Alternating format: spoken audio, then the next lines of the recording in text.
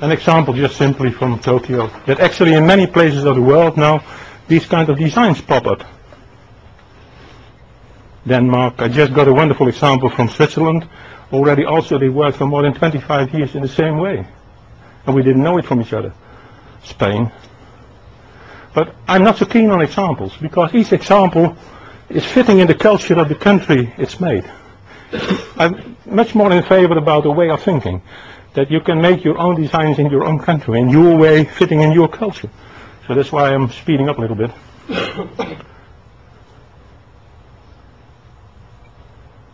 Each country also has its own materials.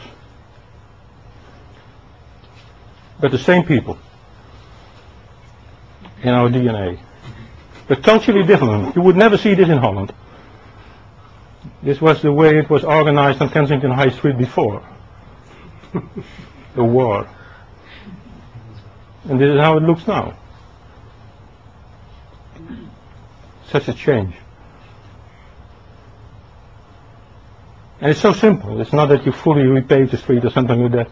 Of very little small differences. Well, because I learned more and more to cope with these kinds of design, I got more and more confidence how it worked. And there was a very big main intersection in the city of Drachten. I was asked, could you help us? Because we wanted to be a nice place. But there were 22,000 cars, and we expect even to become more in future. It's actually the central entrance for all the cars and the parking places. But on the other hand, there's a theater. And there's a main line for bicycles too. And a lot of pedestrians are crossing the street to some parking places. So actually it's a very strong human place. But it's also a very strong place for all the cars entering the city. How to cope with that problem? And after some 7 years, actually 7 years of designing, this was actually design we made. I had the idea I can never cope with that amount of traffic without a roundabout. That will never work. But I don't want to build a roundabout. I hate roundabouts in city planning, in architecture. It's something horrible in all the straight lines and suddenly you have a circle in the middle. So I said to the designers, I want a roundabout being built that's not there. It's not part of the design. Could you do it? And well, they popped up with the design. It still is there, but okay, yes please. This is now how it looks like. The road is almost fully flat. There is no high difference at the curb anymore. And I didn't know what would happen. I had no idea. But already from the first day when it was opened, the cars were very, very careful. And slowly. And after a few weeks, they went a little bit faster, but suddenly all the bicyclists tried to show with their hands what they wanted to do. And after about half a year, there was a very organic flow of traffic. And I'll show you a moving picture of how things go now. We do have it now for more than 4.5 years. We haven't had any severe accident yet, but we had with traffic lights. And we don't have queues anymore. We had big queues in the past.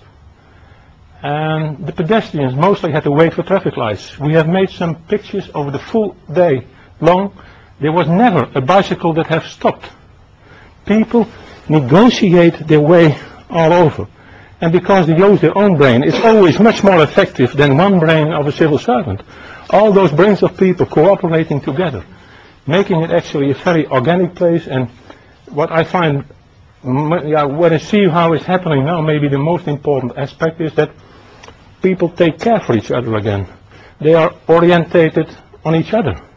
And they meet each other, often in confrontation. They have to solve their own problems. And what I hear from the politicians, they say, well, what we find in the discussion with people all over the city is that many people recognize now that it's not always government who has to take care for them. On many other sides, many other fields of society.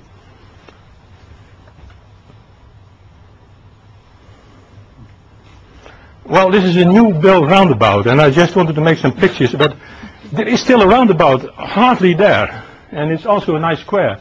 But what's so nice is actually that already the owner of the pub is penetrating public space with his chairs.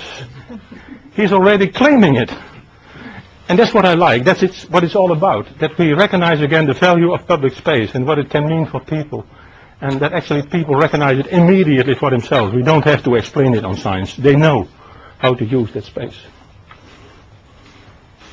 Oh, well, it's a nice cartoon I got from Ben. There's some guy who was suddenly painting some paint on the wonderful city hall. In the next picture, is showing that people are so annoyed by what's going on. They call the police, and the next picture shows that the police is coming, of course, immediately. This is not allowed. This is so horrible, so that should be removed immediately. And the next picture shows the guy working and trying to put it all away again, that, well, he had to do it. But on the same moment, some guy from local government is coming, putting all the paint on the road.